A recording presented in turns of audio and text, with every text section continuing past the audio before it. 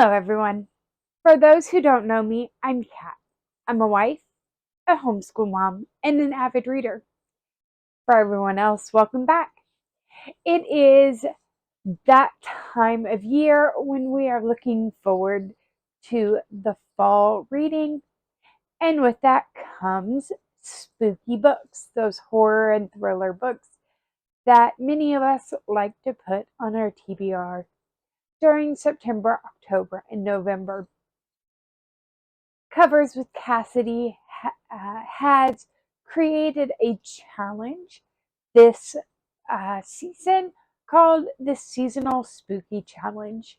And with this, she has challenged anyone who wants to read 8 books that fit a setting prompt and what she calls an unlocking prompt. So let's look at what I have decided to read for the Seasonal Spooky Challenge. First up, we have the urban setting, and I have picked So Thirsty by Rachel Harrison. In this one, we have Sloane Parker, and she has a birthday coming up and is dreading this birthday. So her husband decides to book her a weekend getaway. And instead of him going with her, he has set it up for Sloane and her best friend to go. And things are going to happen that are going to change Sloane's life forever. With this, this one also meets the unlocking prompt of on someone else's TBR. I believe that this is on both Mel Lenore Reads and Covers with Cassidy's Spooky Challenge TBR, but it might just be one of them, and I'm getting some of these books mixed up.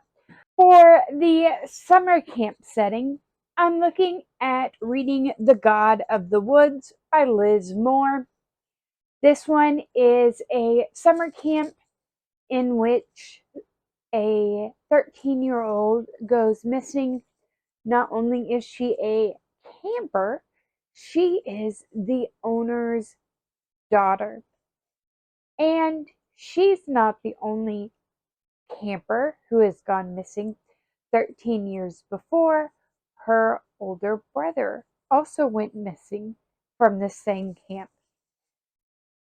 This one fits the unlocking prompt of audiobook for me. I am going to get the audio to listen to. I think that's just going to ramp up the spooky factor with this.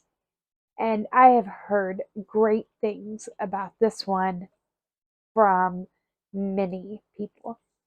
Continuing across the setting bar, we have isolated setting, and for this one, I have picked the soon to be released Rest Stop.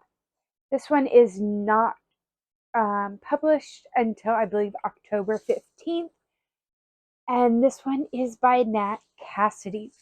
In this one, we have a musician who finds himself trapped in a rest stop bathroom, hiding from an unknown assailant, but at the same time, he has to kind of judge on when to escape this bathroom and face who's on the other side of the door, because he hears ominous skittering sounds going up and down the walls. Up next is the small town setting. For this, I have picked Rachel Harrison's Cackle. In this one, we meet Annie, who is has lived a life of being the good girl, and she is dumped by her boyfriend and decides that maybe she needs a fresh start. So she moves to a small town where she meets Sophie. And Sophie is possibly not all that she seems.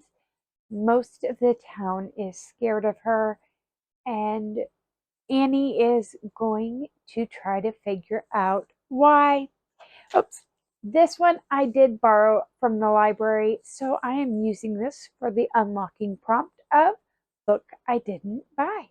For the southern setting, I have picked Ghost Eaters. This is by Chad McLeod Chapman. And in this, we have our main character, Erin, and her on again, off again boyfriend overdoses. And feeling responsible, Erin decides to take this pill at a seance that will allow her to see ghosts. And what ends up happening is that she can see ghosts even after the seance and is seeing ghosts of some brutal crimes that were committed in her southern town.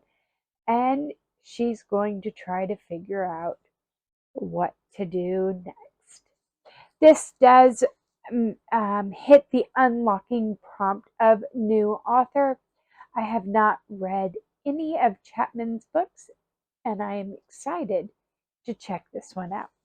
For the haunted house prompt or setting, I am going to pick We Used to Live Here by Marcus Kluwer.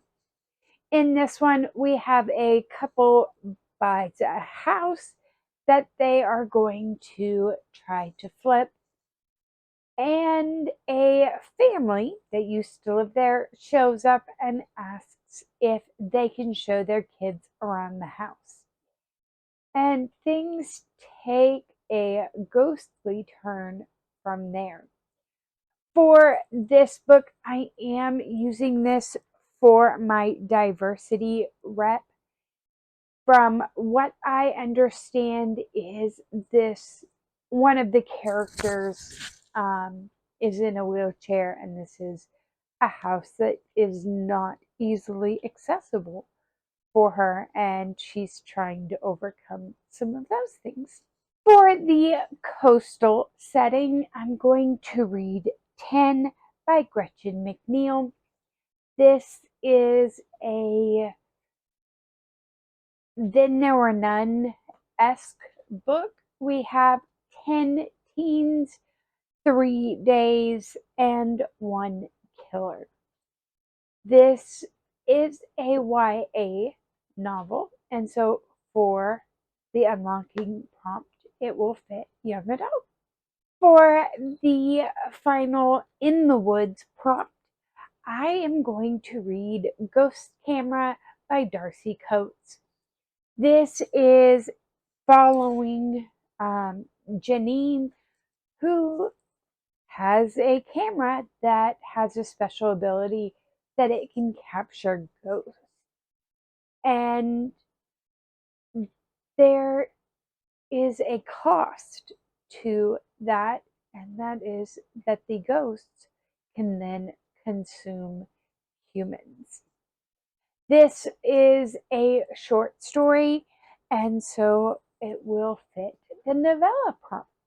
Many of my books already fit into the cover prompts, as you can see, but I have a few that I need to fill in, and one of those is hands.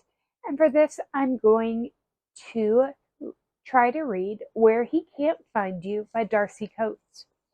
Abby Ward lives in a town haunted by vanishings, and it is unknown whether this is the work of a human killer or something darker.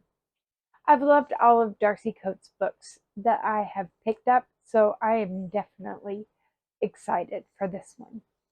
For the weapons cover prompt, I am going to try to read Heads Will Roll by Josh Winning. In this one, we have a camp for those who wish to take a break from life. There are no real names, no phones, no way to call for help. And through this, we are going to have terror gripping the group when campers begin to literally lose their heads. And finally, for tech on the cover, I'm looking at reading How to Make a Horror Movie and Survive by Craig DeLuey. In this one, we have a horror film producer who is not getting his projects funded at the moment. And so he decides to use a camera that actually recorded some horrific events in Hollywood. But this camera has a cryptic warning on it and sometimes starts wailing. I have no idea what to expect from this, but I am excited to give it a shot. The only other part that I have not really covered is the bonus challenges. And these, I am just going to enjoy my reading with those first three parts and see if any of them hit some of these prompts for the bonus challenges. A lot of them seem like you're going to need more information on these books than I like to have for a horror or thriller novel. And there you have my seasonal spooky challenge hopefuls. If you are participating, let me know in the comments some books that you are planning on reading. I'll see you guys next time. Bye.